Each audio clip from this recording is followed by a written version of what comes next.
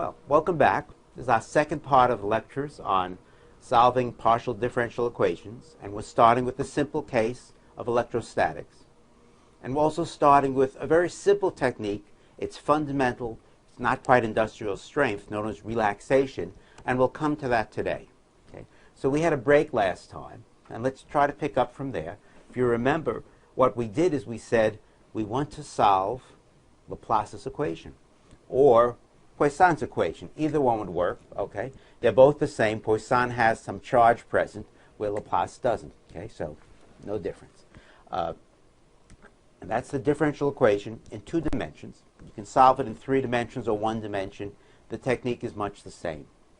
So how do we do it? The basic technique is to solve it on a lattice, okay? Or to discretize it if we make a verb out of the process.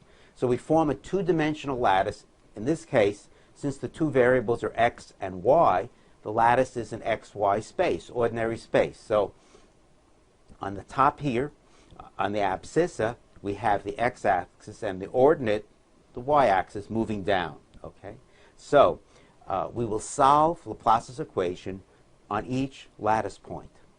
Fine. In the real calculation, we may have hundreds or thousands of lattice points. So here, this is just symbolic of a few lattice points. May even have tens of thousands, as many as you need to get high precision. And what we do is the usual approach for all partial differential equations, which is we express the derivatives as finite differences of the, in this case, the unknown, the potential u, on lattice points.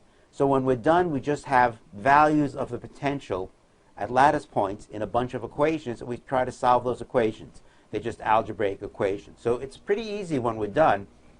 Could be pretty easy. Okay? There's that other technique known as finite elements, which we're not doing here.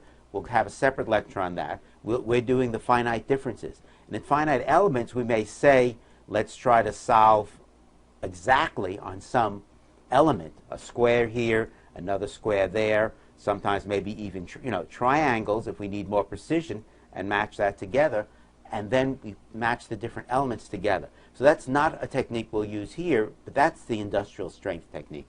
Okay, so let's get on. Let's talk about this some more. So here should be our break where we left, and now we can say, how do we do this? Well, the technique is always the same. We have an unknown u, and we have to write Laplace's equation in terms of u. So we'll express u in a Taylor series for small variations about a lattice point delta x, and then we'll express it again for small variations for a lattice point around minus delta x. Why is that? Well, that's obvious, because what we're really looking for is an expression for the second derivative. So the Taylor series for u at plus delta x is given by the usual terms. Taylor series for u at x minus delta x has a negative sign for the second term. Aha. And that's the trick. So if we add these series together, the odd terms cancel. So not only the first derivative, but the third derivative cancels as well.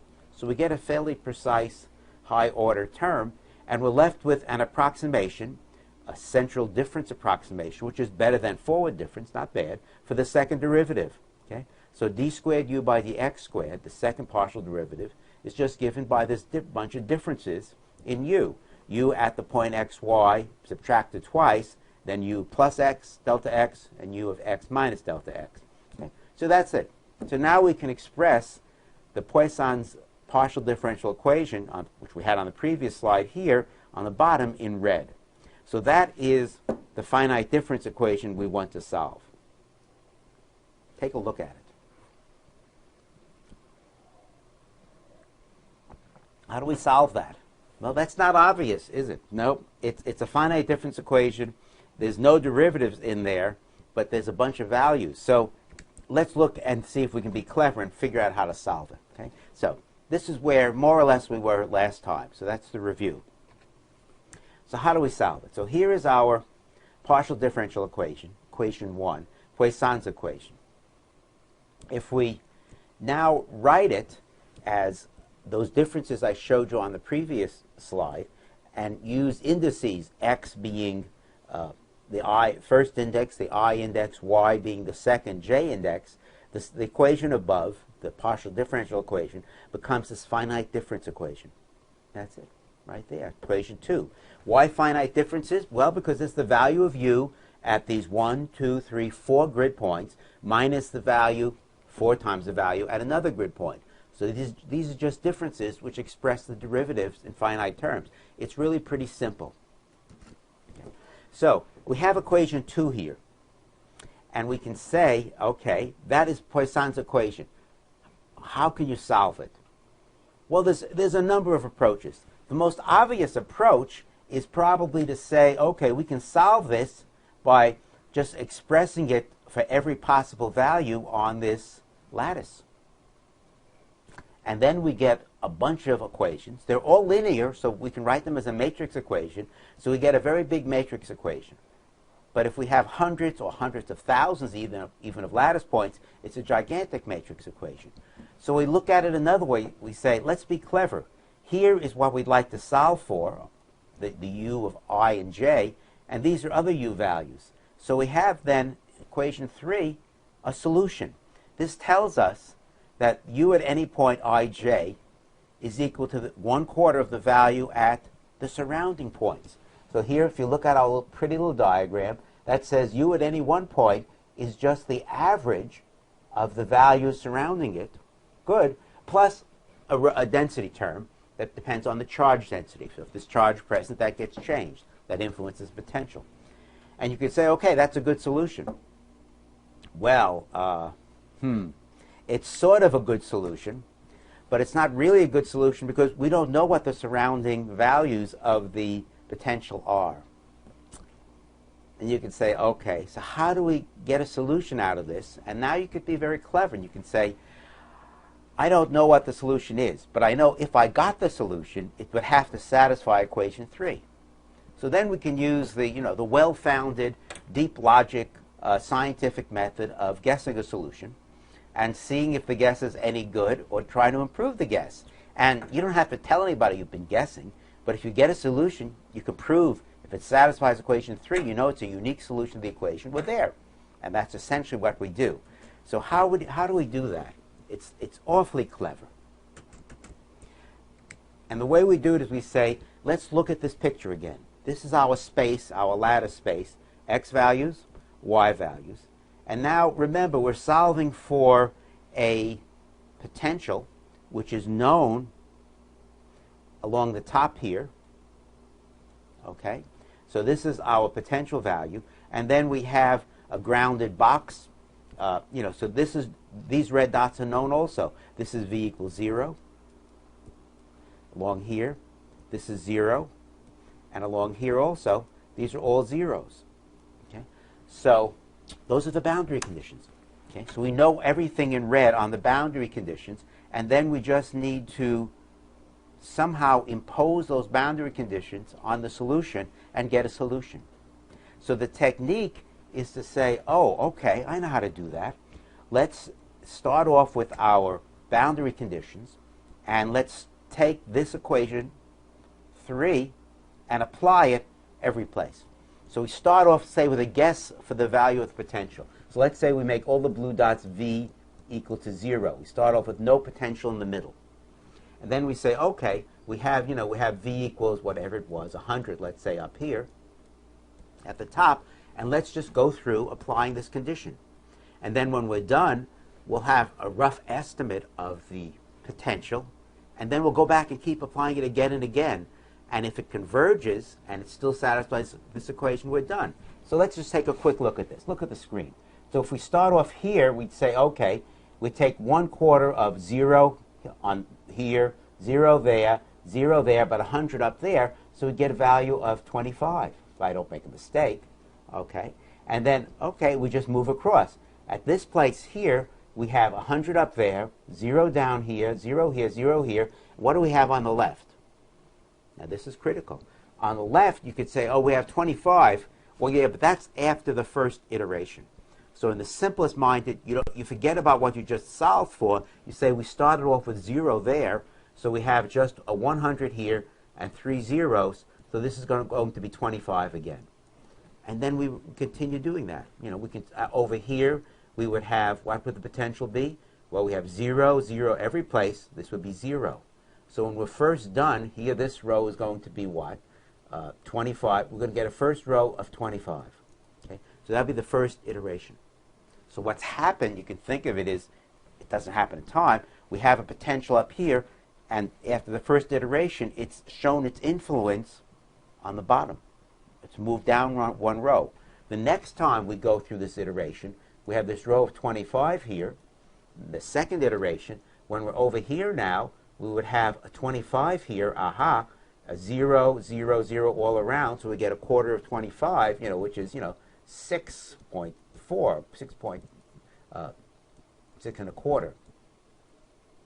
Okay, 0.25, okay. And so forth, okay. But always we have we never change the zeros, we never change the 100s, and we go through. Okay? And that's a technique. You know, so the second iteration, we change the value down here. Eventually, after, say, 100 iterations, if we have 100 grid size, we get to the bottom, but then we repeat the whole thing again and again. Okay? So that is what's known as iteration. The technique, as I've discussed it, is said to relax, a relaxation technique. The values of the potential relax to the solution. You know, you do it again and again. Each time it relaxes a little more, and when it's stopped relaxing, you have a solution. So it's not such a bad method, because if it fails, you know it fails because the potential changes. The potential stops changing. That means it has to be solving equation 3. Okay? So there's actually 3 variations we'll talk about of this relaxation technique, and we talk about that in these next slides. Okay? If relaxation is good, if the technique converges in this simple-minded approach, then we can improve it. So the first method, the simple-minded approach, I just showed you on the last slide, is known as the Jacobi method. And Jacobi's probably a pretty smart guy, but you know, it's not a bad method. And particularly, if you think of it, one of the things it does is it always maintains the symmetry of the boundary conditions. So if we had, you know, when we had, after our first iteration where this was 25 and all the rest of them was still 0, if we applied a method where we used the new value here to get the second value, we would have had 100 up here, 125 divided by a quarter, which is, I don't know, you know, it's 25 plus 4. This would have been 29. And so suddenly the values would be changing. They'd be growing as you go across, and the symmetry of the problem would be lost. So that's a disadvantage of improving it using the new value. But nevertheless, it may be a quicker way of approaching iteration. So that new value technique is known as Gauss-Seidel. And these are both smart guys, you know, so it's not a bad technique. In words, it's easy to say all we're doing is we use the updated value of the potential as soon as we calculate it for the neighbor. It says that. Algorithmically, it says that, okay, you know, we take 1/4 of the neighbors, but where we have new neighbors, we use them. And just which one it is depends on, you know, whether you start going across first or down first. When you're done, it shouldn't matter. If it converges, it won't matter. But that's the Gauss-Seidel technique. In general, if you could improve the convergence of the method, in other words, if you could make the iterations attain the final answer more quickly, then you decrease the amount of round-off error. So that's a good thing. Not only do you save time, your time, the computer time, but you get a better, more accurate answer the quicker you can get it. That's always the technique, okay? And then also, as we see, you decrease the amount of memory used because you don't have to save a lot of values. You always just care about, you know, the new values immediately, and you throw away the old one as soon as you calculate a new one. So it actually, you know, saves you some memory as well. Everything is good. And ultimately, if these improved methods work, you know it at the end because you get better solutions. So using the upgraded method, and that's what I would use. I wouldn't bother with Jacobi. Is known as Gauss-Seidel. There's a better method, yet still, and that's known as successive over-relaxation. So take a look at this slide, and we'll talk about this yet improved version of it, which works so very well that it doesn't seem right.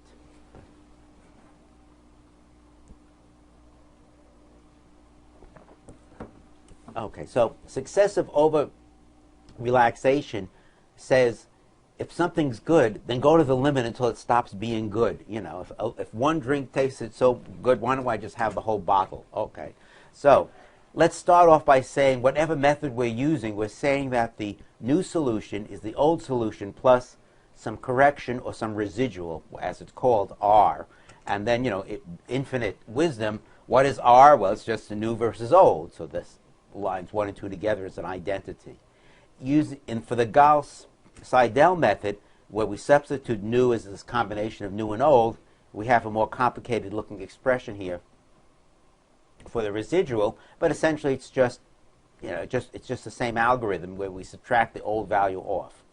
So the successive over-relaxation technique, as we show here on equation 4, beautiful red, is to say, if we have a residual and adding it in helps us get to the answer, why don't we add more of it in? And then we'll get to the answer more quickly. Okay, so that's pretty clever, maybe. Gauss-Seidel adds just omega equal 1, just adds in the residual for the correction. Over-relaxation says, if it works, make it go there quicker. We really have better things to do on a beautiful day like today. So let's get out. Okay, so you make omega greater than 1, and that's called over-relaxation. If you have delicate, sensitive, sort of unstable conditions maybe, or very problem where you need some fine details and you're worried about skipping something too quickly, then you may want to make omega less than 1 and say, okay, let's gradually, more slowly go to convergence. Make sure we don't miss anything. In general, omega greater than 2 is unstable. Okay, so there's a limit. You know, the full bottle is omega equal to 2, and then you're over the hill. Okay. What's interesting is what you should do is you should just determine omega empirically. You know if it converges, because things stop changing, what value it is. So for a typical problem that you might be studying, you can look at a trial case, one where you even know the exact answer if you want, and say, I'll just vary omega to see until I get speed up until it blows up.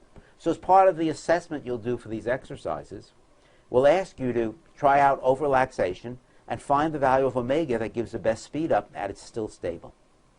Because just because omega is bigger and bigger, it may not lead to a better answer, you know, than someone a little bit smaller. You don't know until you try it. So it's an empirical technique, but it's a way of speeding up.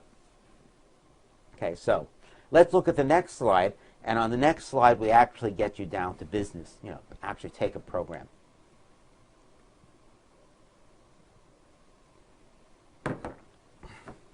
Okay, so we are now going to implement our relaxation technique. So essentially what we're doing is we have potential known here on red, and we're just iterating the solution until the boundary conditions impose themselves on the inner region. That's all it's doing. We're just making sure we find the solution consistent with the boundary conditions, because that determines the interior solution completely for this particular problem. Okay, so we give you on the CD or the DVD or online if need be, we give you various versions of a program called LaplaceLine.x. X could be Python, it could be Java, it could be Fortran, it could be C. And in this program, we use a 100 by 100 lattice. Okay, so we're using a length of 100 on either side, and that means that, or 101 if you want to use nmax here rather than nmax minus 1.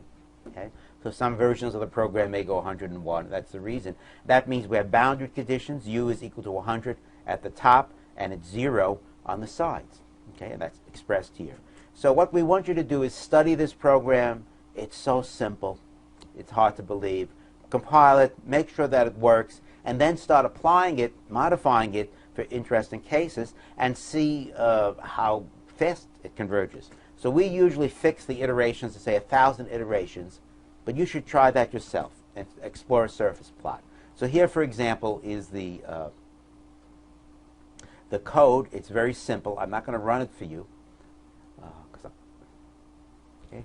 So you know the code itself is ridiculously simple, and as you can see here, the algorithm is all really just on this one line. Everything else is for plotting and setting the boundary conditions. And this just says, you know, for I, here's the above, here's the I loop, here's a J loop. And the range is n max minus 2 because you don't need two boundary conditions on either side. So you just want to use this interior-wise. And then it's just the new value is equal to a quarter times the nearest neighbors. So this is just the very simplest version we can put in. But it does use the updated values because it doesn't have new and old here. So it just uses, so it's the Gauss-Seidel method. And then that's it. Then the rest of it here is just for plotting purposes, and I'll show you that. And then it tells you to wait a while. So be patient.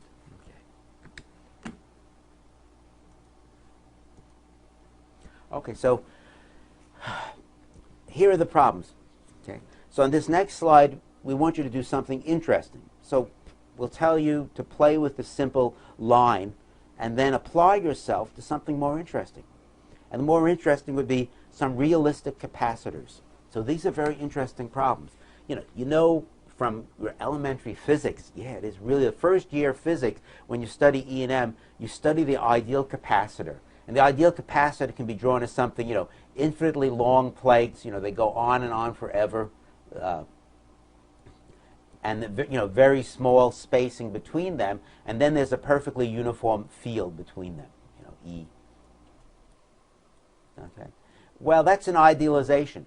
If the capacitor has finite size, if the distance between the plates is not small compared to the size of the plates, then there'll actually be fringing fields. There'll be interesting fields, not just like that. So for your problem, one version of your real problem, after you get tried out the method, is to say, let's look at a realistic capacitor. So here we have a capacitor, 100 volts on top, minus 100 volts on the bottom, width of the plates W, distance D.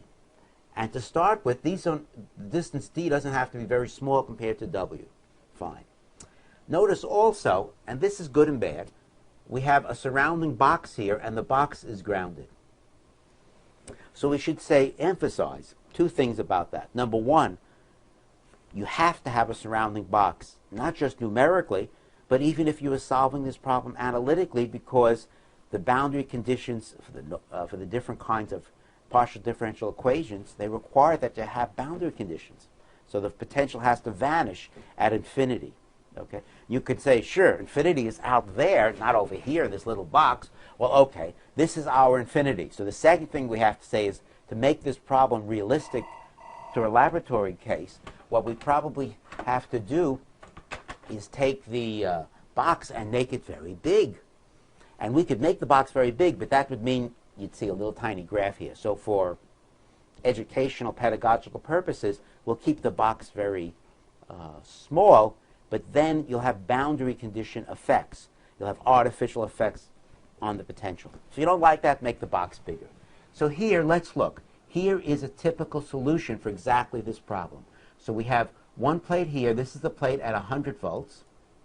And then you have another plate here at minus 100 volts. And you see several kinds of plots going on here simultaneously.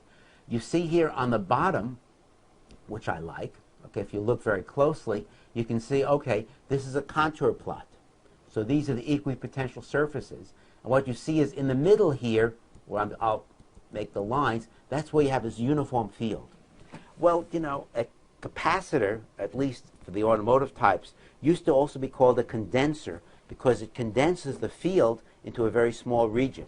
And that's exactly what's happening here. The field lines, the contours, are all very much condensed in the middle. That's where the field is strongest. What you see outside here is leakage. Okay, these are the fringing fields. This is the fringe out here, the fields that are leaking out of the capacitor. So you have field coming out here, there, and then all around. These fields out here, these are leaking outside of the capacitor. So an ideal capacitor would only have the field inside. Here we see something realistic. Then we see here a surface plot. And another way of defining a surface plot, some visualization programs do just that, is they call it a rubber sheet plot. And it's exactly, even mathematically, it's like we've taken a rubber sheet and we've stretched it in the region.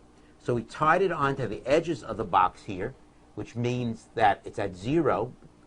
Think of 0 as ground level. And then over here, for at 100 volts, it's high.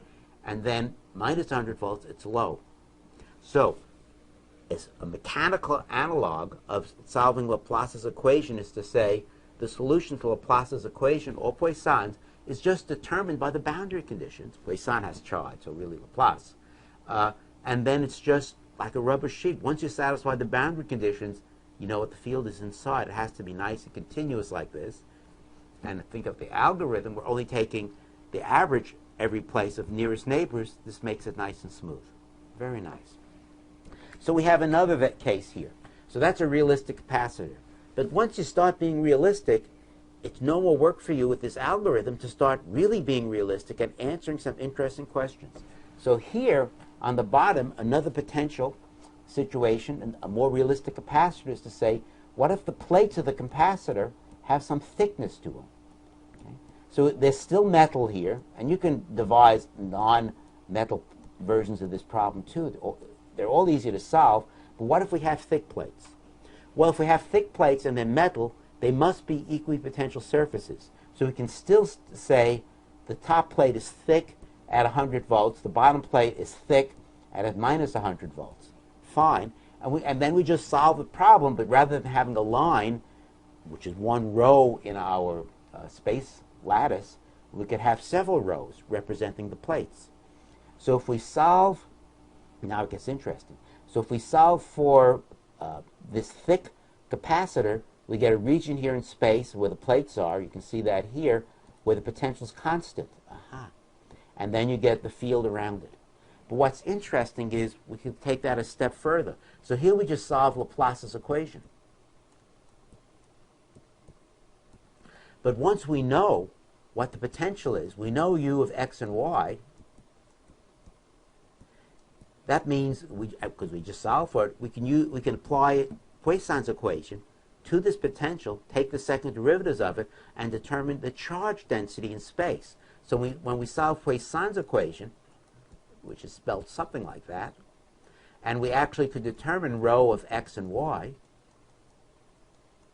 we find, as expected, this is what the charge distribution on the plates look like. And at the ends here, it accumulates like a lightning rod does. In fact, lightning rods also have, the reason lightning flashes are attracted to them is they get very high potentials at edges, which is what you're seeing here. So this is the charge densities. You're seeing very high charge densities. That's where they accumulate. So another solution, very easy to do. So, okay. So now let's get to work and make sure we understand what you have to do before I send you out in the world. Okay, so have your sip of tea now. Okay, so we've said what we'd like you to do now, after you figure out how to use the method, is to do something interesting. Choose your own non-ideal capacitor situation and study it. See what the fringe effects are like, see what the edge effects are like, see where the charge accumulates. Okay? In all cases, you have to always have a surrounding grounded box, and you can make it very large at 0 and move it out towards infinity in order to have a unique solution. Mathematically, it's necessary. Numerically, it's necessary as well. And you may want to start with a small box, look at your solution, and then see how your solution changes, if it changes at all, when you move the box out. The answer is it doesn't have much effect inside, but obviously outside has more effect. Okay. Start off with the simplest problem, thin plates, plus or minus 100 volts. You know what the answer should look like. Then you can look at some more interesting cases. You can look at thick plates, as we talked about, figure out what the charge density is. You solve Laplace's equation, but then you apply it to Poisson's equation to deduce the density. You could also say, why don't I just make it some dielectric plates where I know the charge density? Fine, you can do that. You can say, let's give yourself the charge density over some plates, and then determine what the potential should be. You just solve Poisson's equation. Same equation, just have another term on the right-hand side. You can play with the boundary conditions. You can make them oscillatory. Or you can actually look at these two cases, say, why don't I solve for a square capacitor? I have a box at 100 volts, and another box, you can make it grounded on the outside. If you make it grounded, then you're done. If you make it minus 100 volts, you yet need another box at infinity where the potential has to vanish. Or you could use cylindrical or conical or elliptical conductors, as we have here. They're probably circles which you've got squashed. But anyway, and then you can make a little notch in them, as we're showing you here, a little crack, in order to get a probe inside, as you might have in a realistic application. You have some way to get the charge inside. See how that affects everything. So that's your work for you. Okay, so how do you assess this? Well, first do a line, do the simplest case, make sure you know the method, then you get on to more interesting ones. Do the capacitor of your choice. So here's our potential. Here's our setup. This is actually the potential as a function of x and y for this simple line. And as you see, it starts at 100 volts. It always stays at 100 volts. The edges are always at 0, and then it falls off gradually. Exactly what you'd expect from stretching a rubber sheet here. This was the case we spoke about. Okay, so find the potential within the box for whatever situation you care about. Then plot it up, and again, plot it up with surface plot, whatever plotting package you'd like, and watch the plot change as you iterate. See if you can see it approaching a solution. And when you do, that's good, but numerically, your eye isn't very precise, maybe 2 decimal places. So you need something else. And what I suggest here is to say, why don't we take the value of the potential along the diagonal here as our measure. So, you could use the trace, the sum of the values, but they could be positive and negative. They won't be here, but they are there. So take the trace with absolute values. And then even though the potential gets small down here, you're still including all bits, and see how the trace changes with time. Okay? So it's just a handy measure to use. Vary the step size. As the step size gets smaller, your answer you should see finer and finer details, better and better. But you could make it too small, and then round-off error could come in. See if you can see that happening. Very good. Always iterate till converged. Remember, we said that we start off our trial model programs with maybe 100 or 1,000 iterations, and then we quit without really checking. Build in some checks. Say, okay, if the trace stops changing in the 3rd or the 4th place, that's good enough for you. Whatever number is good enough for you, stop it. Okay. Then try the over-relaxation method. The successive over-relaxation method, omega. See if you can speed the calculation up. Now, if your computers are very fast and you don't have many grid points, it may be so fast that you don't see much difference. So make many more grid points. Make it a much bigger grid so you can see the effect of the difference. Try various geometries. And then finally, for those who like to punish themselves, so I'll make it sort of optional, compare the solution you get here, the numerical solution via the relaxation technique, to Fourier series. And as we spoke about previously, the Fourier series is not a good algorithm. You think analytically it should converge. Well, it doesn't really converge unless you need a very large number of terms, and it has problems at the edges, these Gibbs overshoots. It's a surprisingly bad method. What we've talked about here are all surprisingly good methods. So that's the hard work for you. So the last bit before I send you off on the way is to say, we've been talking about potentials. What about the electric field? Well, we know what the electric field is. The electric field should just be the gradient of the potential, and it should be perpendicular to the equipotential surfaces. Okay? So it's easy enough to say. So if we make a 2D plot of equipotential surfaces, from that we should be able to deduce what the electric potential is. The ugly news is that in the real world, not all graphics packages let you just calculate the electric field from the potential. You'd like to say, plot the electric field because I know what the equipotential surfaces are. So I want you to try that. Okay, figure out some way to do it. So plot the equipotential surfaces on a 3-dimensional plot. By hand, then you know the electric field should be perpendicular to them. And what's interesting is, more than that, you can calculate the value without doing any work. Okay? Because the electric field is just the first derivative of the potential, as we have here on equation 1. Okay? But the first derivative, if we just use a central difference approximation, is the potential at x plus delta x minus the potential at x minus delta x divided by the difference, 2 delta. So if you just take the difference at I plus 1 and I minus 1, skipping I divided by 2 delta, you get the potential E at I and J. Okay, very easy. So it's just take some differences. You don't really care what the value of 2 delta is, and then you can plot it. Okay. Or here, and this was used, this plot was made with the OpenDX package. Previously, IBM Data Explorer, that's what this DX, if you could read a D, looks like. And you can see here, these are the equipotential surfaces in black, and in red, it's plotting the electric field. And as you'd expect, it's fairly uniform inside the capacitor, at least in the central region. You can see the bowing of the electric field here. These are the fringes on the outside, so there are the real fringes, And then some field goes out to infinity, so this is a leakage field. It's not nearly as intense as in the middle. The intensity would be the number of field lines per unit area, but it is intense at the edges here, for sure. Okay.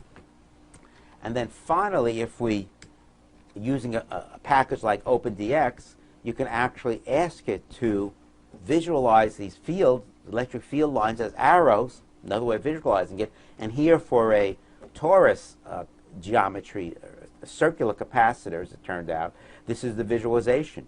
It looks like something you might run into in the bottom of an ocean and you don't want to step on, but that's actually the electric field. So not all of you will have access to OpenDX, but if you have some software, see how far you can push it, see if you can calculate and visualize electric fields. So now it's time. Get to work. It should be fun, especially if you've been working hard trying to solve Laplace's equation for various geometries analytically.